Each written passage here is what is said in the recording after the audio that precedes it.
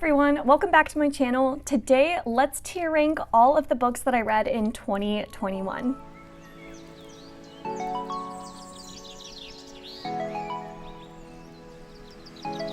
Okay, so this is my first time doing a legit tier ranking video, so I hope I can pull it off. We'll see.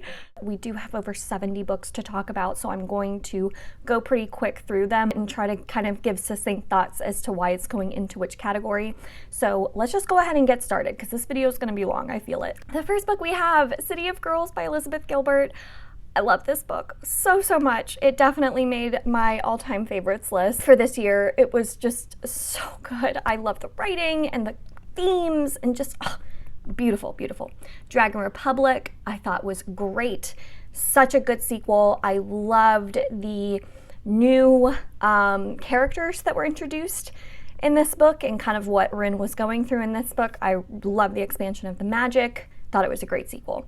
Homegoing by Yagyasi, one of my all-time favorites. I love that book. I love the way it was written. I loved that it was like this multi-generational story. Gorgeous. Fullmetal Alchemist, Volume 1. So I'm going to say that this was pretty good. And here's the thing. I gave this book, or this manga, 5 stars. But looking back, I think just manga is not a format that sticks with me. Like, these mangas don't stick with me the way a like favorite novel would. So while I enjoy my time while I'm reading them, it's not something that, I don't know, sticks around. So that's why it's pretty good, even though like I enjoy my time so much while reading it. It kind of fades away after a while. Carrie by Stephen King is my favorite Stephen King that I've read so far. I just love the character of Carrie and just felt so much for her. Oh my goodness, it was just such a good story. The Lost World by Michael Crichton. I'm going to say that was pretty good. It was a really fun, action-packed sequel to Jurassic Park, but it didn't have that same magic that Jurassic Park did. It is very different than the movie, so if you don't like the Lost World movie, still give the book a shot because it is a lot better than the Lost World movie. So I still had a really good time while I was reading it, but it's not like an all-time favorite. City of Stairs is, though. I love City of Stairs by Robert Jackson Bennett. That is definitely a favorite fantasy for me. That's my favorite in the trilogy of the Divine Cities. I love the murder mystery aspect with the really unique world building and the gods, and I just thought it was so cool.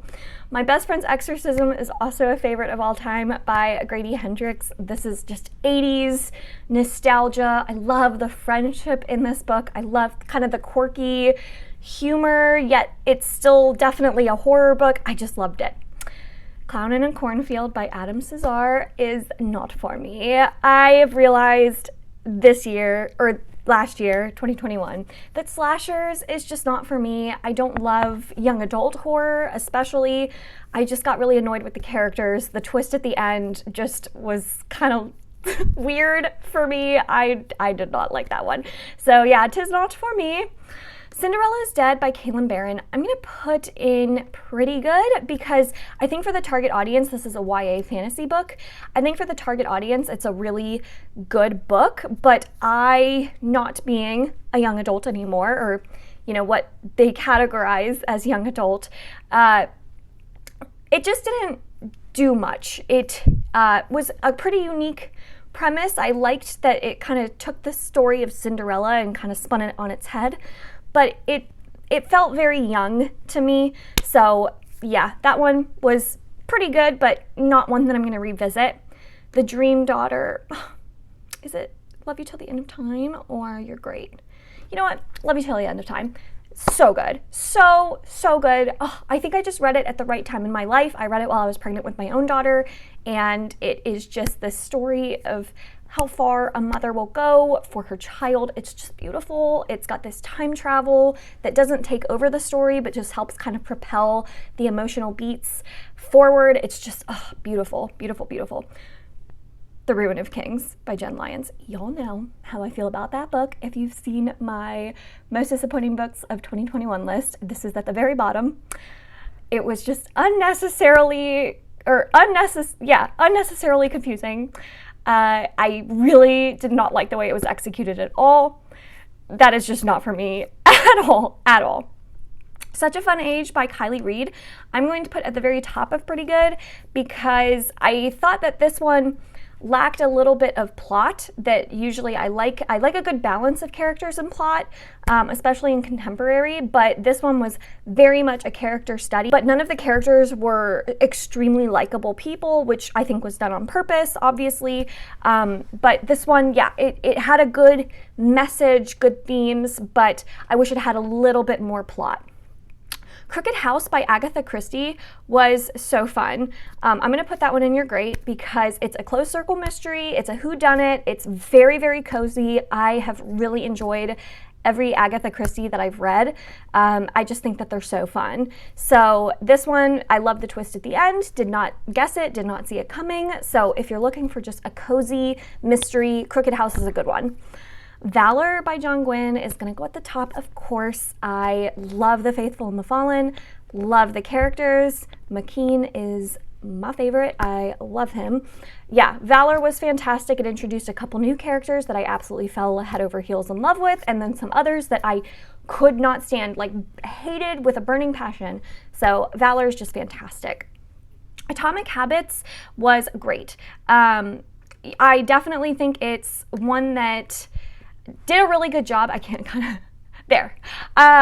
did a really good job being like an actionable nonfiction. So it kind of went beyond the theory of habits and talked about how to implement better habits in your own life in really easy to follow steps, which I really liked. So it definitely had a lot of takeaways that I could apply in my everyday life. So it's one that I tabbed up like crazy. I'll definitely revisit. So I thought it was great. The Subtle Knife by Philip Pullman was just meh. It was fine. It was nothing special. I just was like so meh about this series, and everything took a backseat to its themes. So I didn't love that.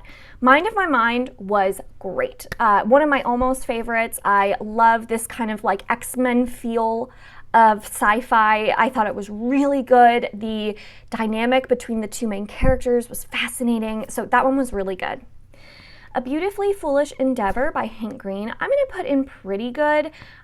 This one was the sequel to a book that I really enjoyed from last year, 2020, an absolutely remarkable thing.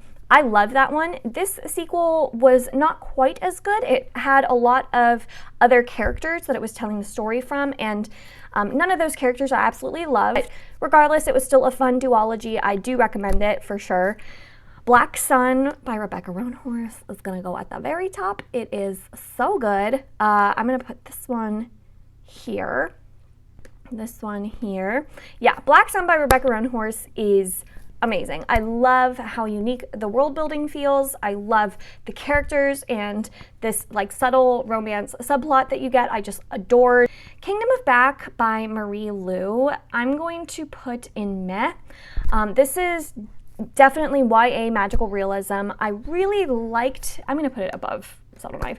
I really liked the messaging behind the book. If it hadn't been magical realism, I think I would have liked it a lot more, but it kept kind of flashing to this Kingdom of Back, this imaginary world that the Mozart siblings created together, and every time we went there, like I get it, I get what it was trying to do, I just didn't like it. So if this had just focused on Mozart's sister and not had that magical realism aspect, I think I would have liked it a lot more. But I think that magical realism just is not for me.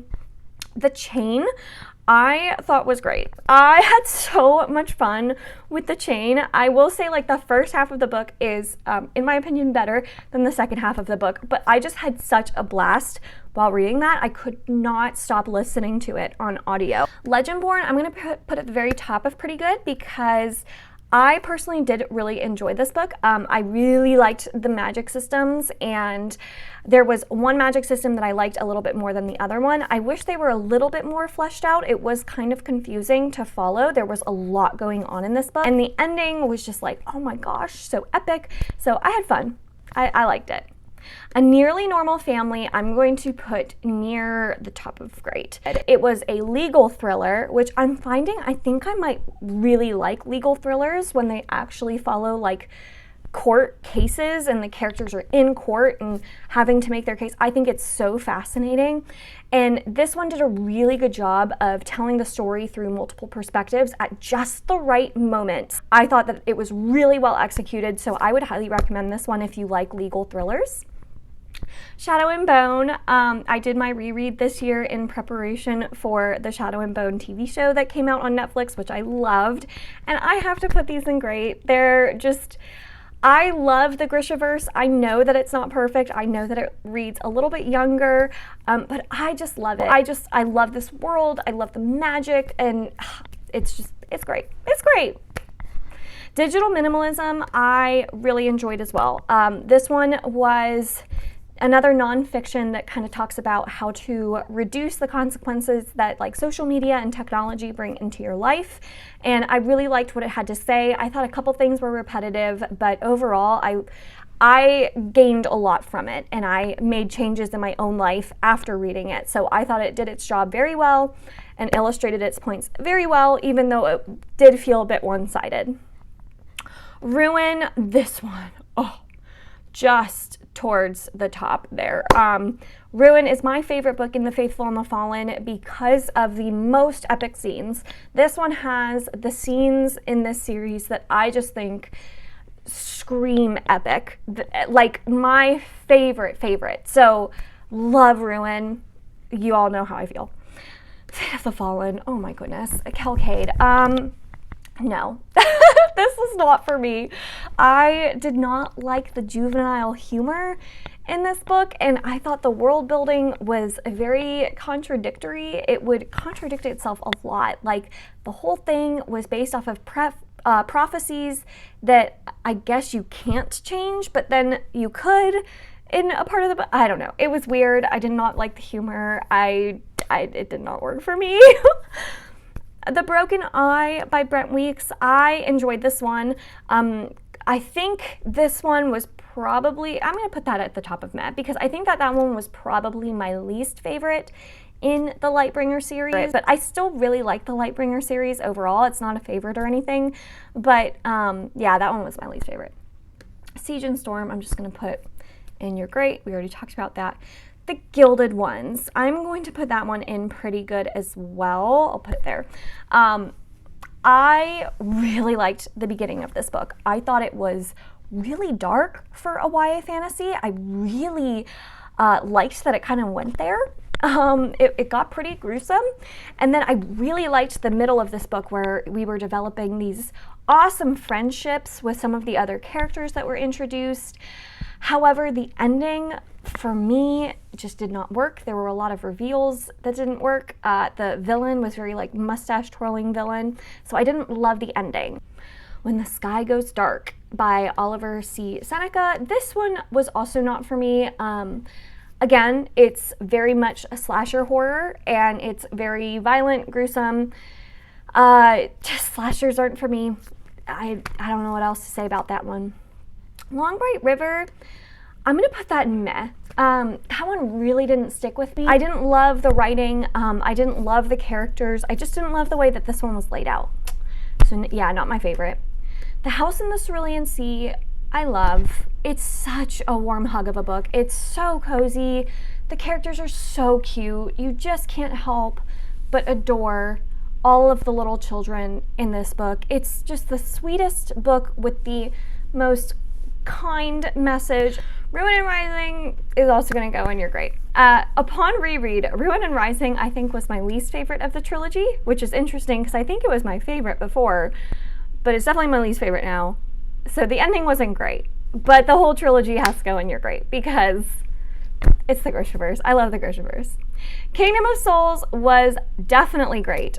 This one was a YA fantasy that was dark and twisted and had so many different things in it, and I loved it all. I loved it from start to finish. I thought it was fantastic, and the ending was wild. The Shadow of What Was Lost was also great. This one is an epic fantasy that a lot of the time I was confused, but then you kind of figure everything out towards the end, and you're left with a lot of questions and a lot of reveals that are like, what? Shocking. I love some of the tropes that were introduced throughout this book. It was just epic fantasy. and everything I love about it was in this book. So I think upon reread, I'm going to enjoy it a lot more, because the first time around it was quite confusing, but still good. The Burning God was very disappointing. I feel like a lot of that book was very meandering. There was a whole part of it where your characters are doing something, working towards something, and then it kind of becomes meaningless, and it just felt different. It just felt different. I don't know how else to describe it. And Rin, I've always loved as a character, and I didn't at the end, which I think is the point, but I think she did things out of character that I didn't love. So that was very disappointing. However, Frederick Bachman, Anxious People, was not disappointing. I love that book. That one is definitely a character study following very flawed characters in this very funny kind of situation that they're all put into, and it's sweet but deep and poignant yet humorous. It's like got all these different tones, and they all work together to just make this really heartwarming book that I personally loved. Wrath. This one is probably above Valor, because it's just, the conclusion was so epic. I love The Faithful and the Fallen. A Vow So Bold and Deadly by Bridget Kemmerer. I really liked the first book, A Curse So Dark and Lonely, in this trilogy. I did not really like the second book because I didn't like the new characters we were following nearly as much as I liked the first book's characters.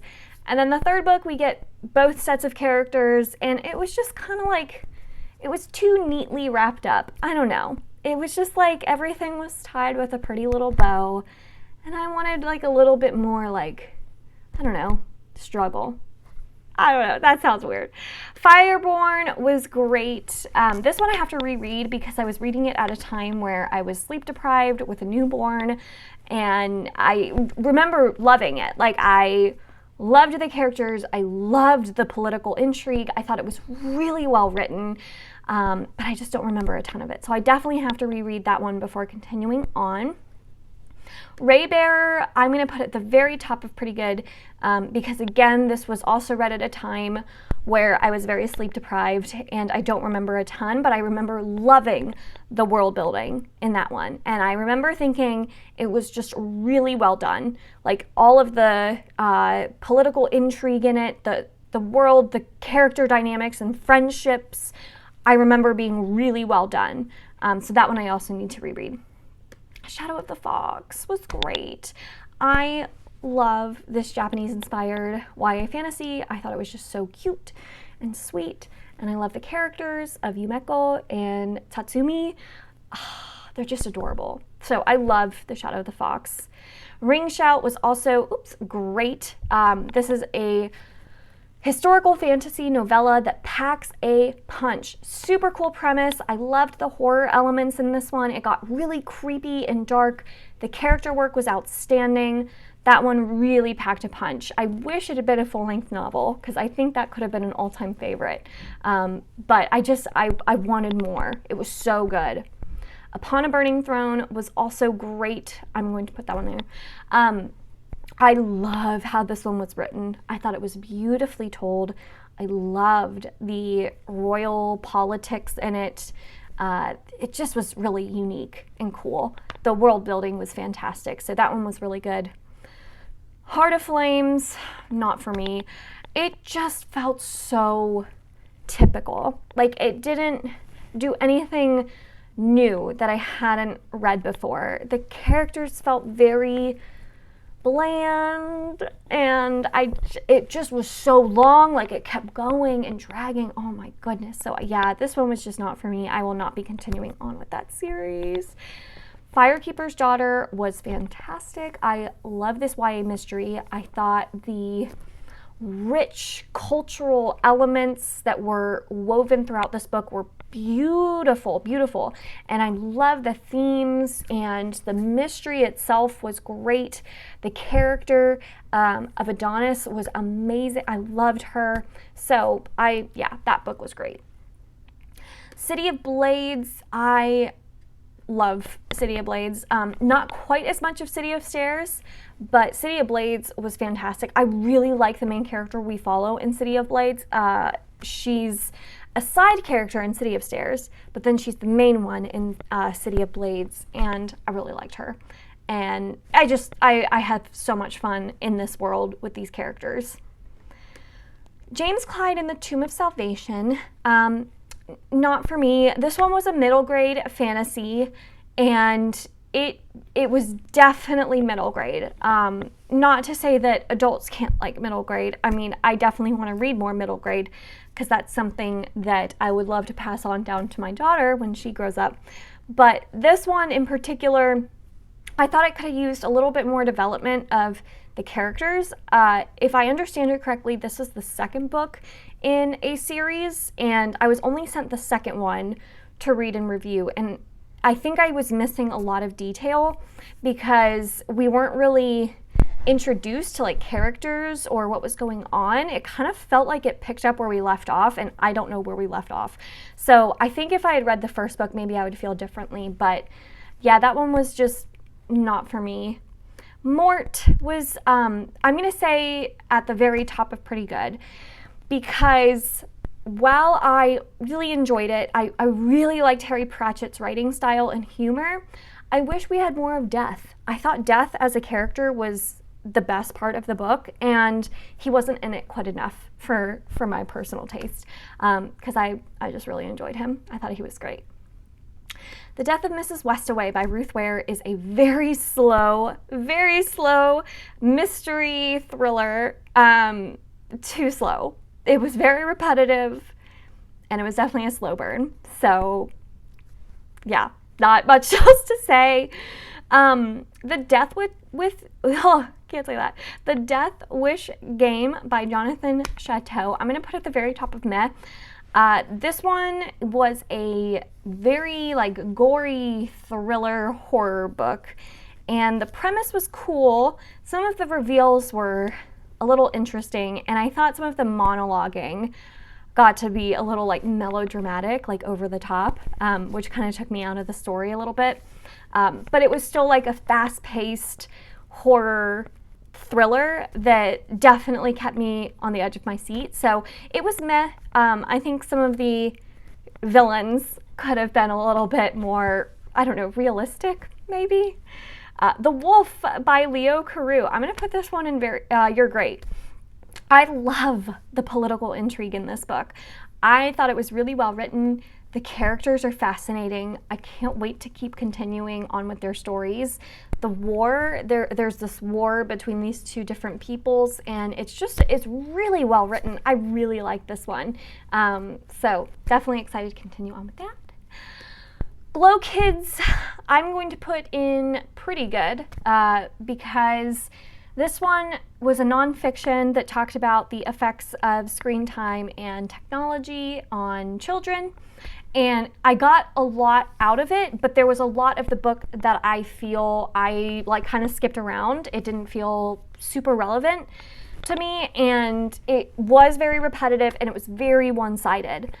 So while I really understand one side of the argument now, I'd love to get more perspectives on this as well. But it was a good book, and I did take away quite a bit from it.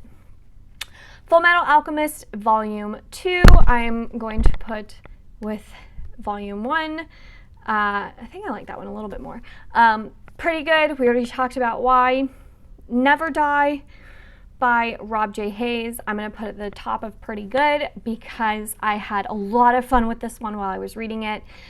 It read like a video game where our main character is picking up characters along their journey to kind of join this crew, and it's a really unique premise where the main character is kind of bringing these legends back from death and bringing them back to life, and it's really cool. And the ending I had, it was a mixed bag because some of the reveals were so fun and cool, and then some of them I was like, wait, what? I didn't understand. So it was pretty good. I had fun with it.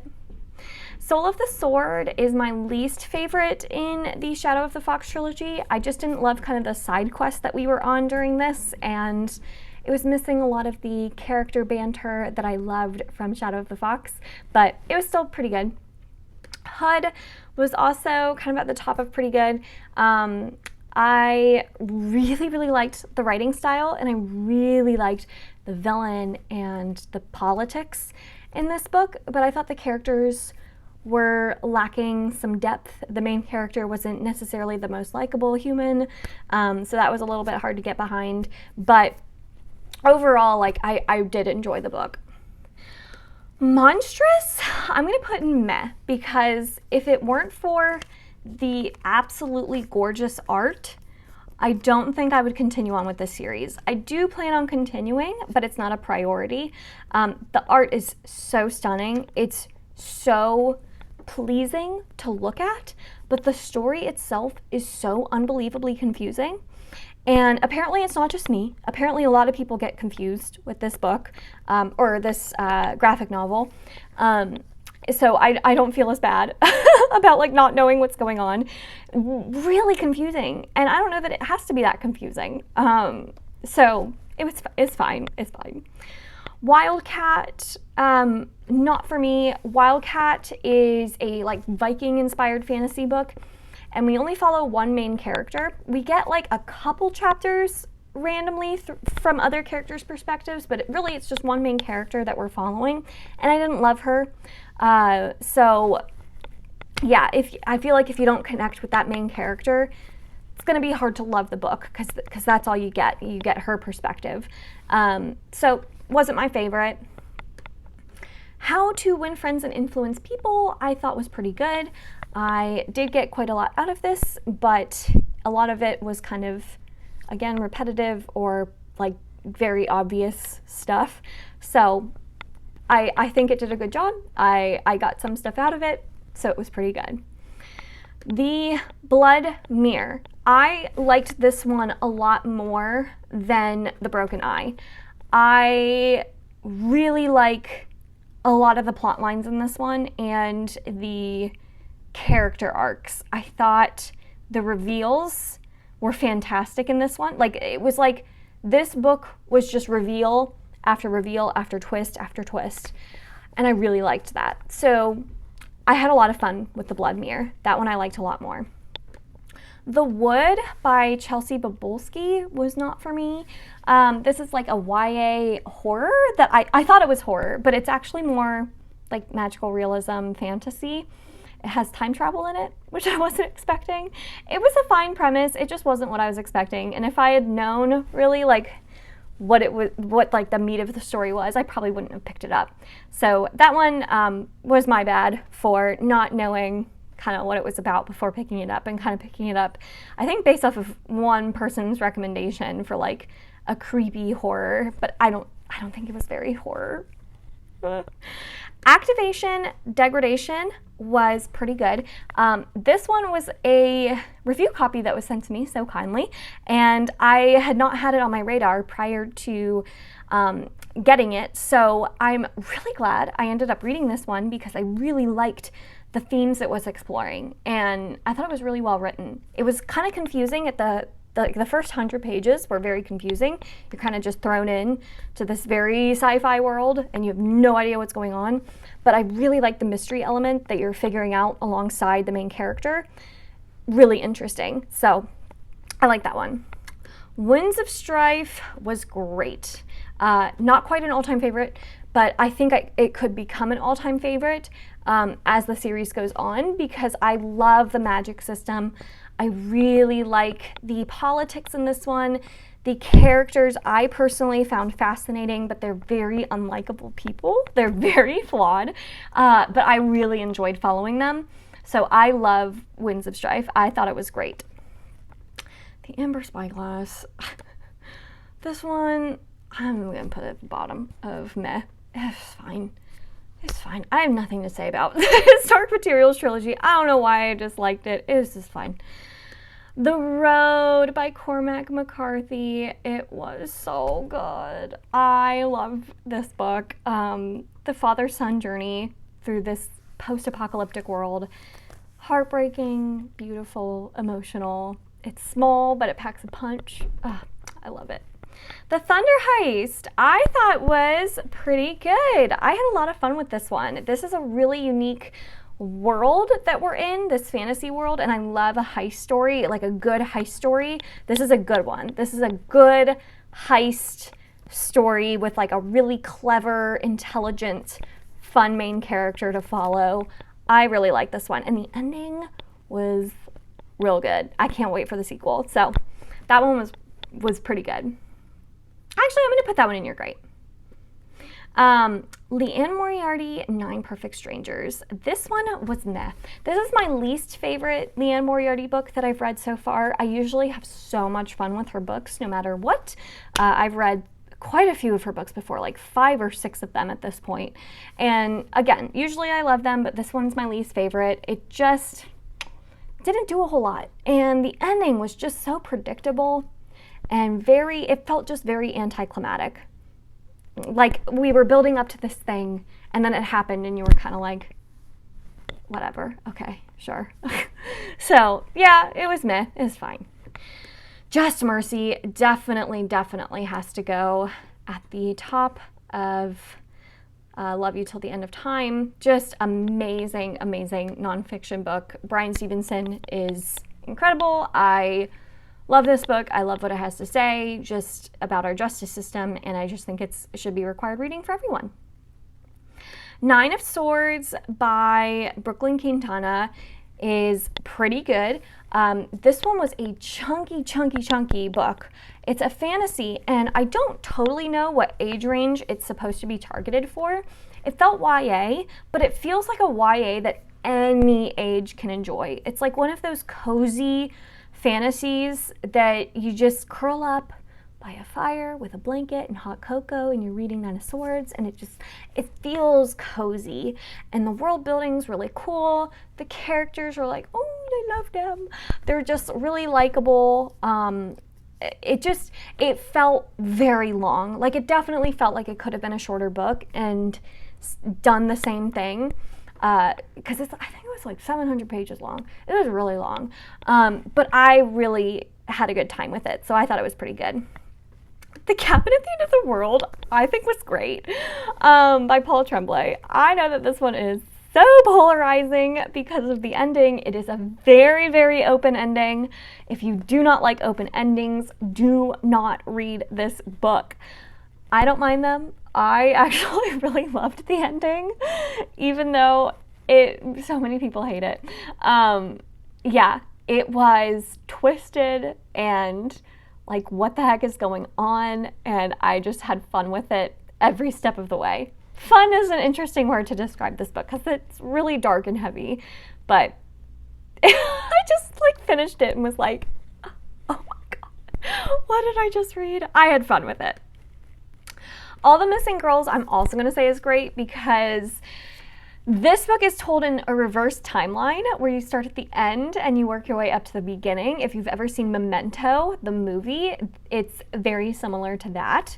And at first you're like, why is it being told this way? I'm so confused. It takes a while to figure out why you're following the book in reverse order.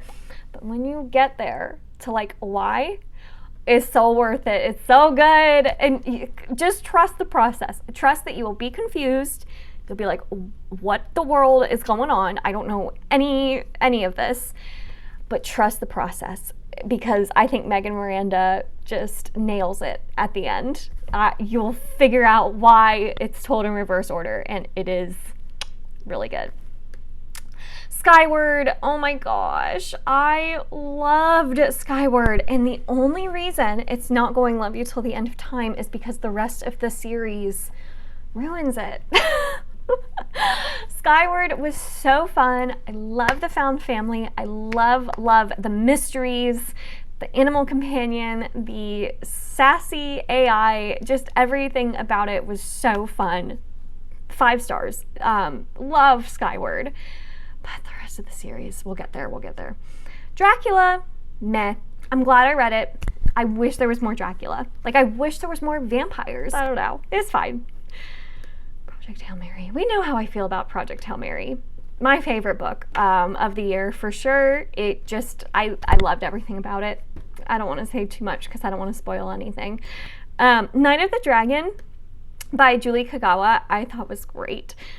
This one, I still think I like the first book more, but Night of the Dragon was still so much fun. I think I'm going to put it below Fireborn, though. The way it wrapped up, like there were real consequences, which I really appreciated, and it was just so sweet. The ending was so sweet. I adore these characters. All right. Okay, Starsight. See, when I first finished it, I thought it was great. Now that I look back on it, it's pretty good.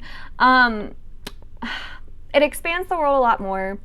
We meet a lot more of the characters. We start getting some answers to some of the questions that were brought up in Skyward, but not all of them. Still liked the mystery elements. I liked the new characters that were introduced. It's just Cytonic ruined it. Okay, we'll just not talk about that yet. City of Miracles was great, but it is actually my least favorite of the Divine Cities trilogy. The character that it follows, I think I like that character more as a side character rather than a main character. However, I really liked the ending to this one. Lots of stakes, lots of consequences. So I thought that was a strong conclusion. Untamed by Glennon Doyle. This one, the more I reflect on it, the more I'm like, you're fine. It's meh. You know, it's like a nonfiction self-help / memoir. And I think if it had just stayed a memoir, I would have liked it a lot more. But because it also leaned into self-help, it lost me. It lost me for a lot of like that self-help stuff. It was very like abstract concepts that are very hard to apply. Like it had a lot of pretty like Instagram quotes and stuff that you can like put on a quote board. But like when actually like applying that stuff, there's nothing like actionable, you know, like it's not one of those self-help books that you're going to take away and be like, oh my gosh, now I can change my life. So it didn't stick with me, and I didn't love the self-help part of it, but I did like the memoir part of it, so it's fine. It's meh. The Collective I thought was pretty good. I had a lot of fun while reading that thriller, but then upon finishing it, it didn't really stick with me, so I thought it was pretty good because I had fun, but I'm not going to, you know, revisit it. Cytonic. I'm gonna put this one at the bottom. I'm so mad at Cytonic. I really hated all of the answers that Cytonic provided us. I just could not stand it. Ugh, so mad at it. I've already talked about it a lot, so I don't need to talk about it more on this video. A Natural History of Dragons, I thought was meh. I'm gonna put it towards the bottom of meh. You know, okay, I can totally see the appeal of this book, and I'm sure the rest of the series is great. Lady Trent as a character is fantastic. The writing style was really quirky and fun. I just don't like that it's told in a memoir style. I don't like that. I wish it was just like a straightforward novel. Oh, I'm just such a basic reader. Just give me a basic narrative and I'm happy. Burning Light. I think it was pretty good. It was still better than The Broken Eye. I don't like it as much as The Blood Mirror. The ending, a lot of things were discovered by the characters that were very convenient. Very convenient. Like, oh, that's how that works? That's awfully convenient that you're able to get out of this situation in that way. I still liked it, though. I still had fun with it. It was a solid conclusion. I can see why people are very divided on it, though, but it didn't bother me too much. I still liked it. The Tethered Mage, I'm going to put in your grate. I had a lot of fun with The Tethered Mage. I can't wait to continue on with the series. It feels like a really good book to bridge YA to adult fantasy. It's very straightforward. The writing style is very easy to just read and consume. I like the politics of it. I like the characters. I like the magic. I think the magic's really interesting. It has this like unique setup. I just really like it. Rule of Wolves, I'm going to put in pretty good. I know a lot of people hate this book, and I can see why. I totally get it. But I just had fun with it. I like being back in the Grishaverse. There were a lot of fan service moments that were thrown in there for sure. And there were a lot of conveniences again, that it's like, oh, that's how the magic works? That's awfully convenient. But I still had fun with it. I can't lie. You know, I enjoyed it while I was reading it. World War Z, I'm also going to put in pretty good. I would say I'm not a huge zombie person, but I really like the way that this was executed. It like analyzed what would happen if zombies took over, but it analyzed it from like every part of society. So like, how would that affect our supply chain? How would that affect the economics of our country? You know, it was like very fascinating to explore all different facets of society and see how they would handle a zombie apocalypse. It's really fascinating. The girl with the louding voice. I love the girl with the louding voice. I have to put this at the top. So good. I love the main character in this book so much. Adunni is just someone like you aspire to be like Adunni in this book. She's so strong and so brave and just love her. And then finally the guest list, which I thought was great. I had a lot of fun with it. It's a closed circle mystery, very atmospheric. I loved the twist at the end, and you know, none of the characters are all that likable, but the twist at the end, it was just fantastic. I did not see it coming, and I loved it. So that is my tier ranking of all of the books that I finished in 2021. As you can see, definitely more books in the pretty good and up categories. So I had a great reading year. Really not that many in meh and not for me. So overall, I loved what I read this past year, and hopefully I have another great reading year in 2022. So, did you see any books that you've read before? What did you think of my rankings? Do you agree, disagree? I would love to know. Leave those comments down below. Thank you all so much for watching this video. If you enjoyed it, make sure to give it a thumbs up, subscribe if you'd like to, and I will see you all in my next one. Bye.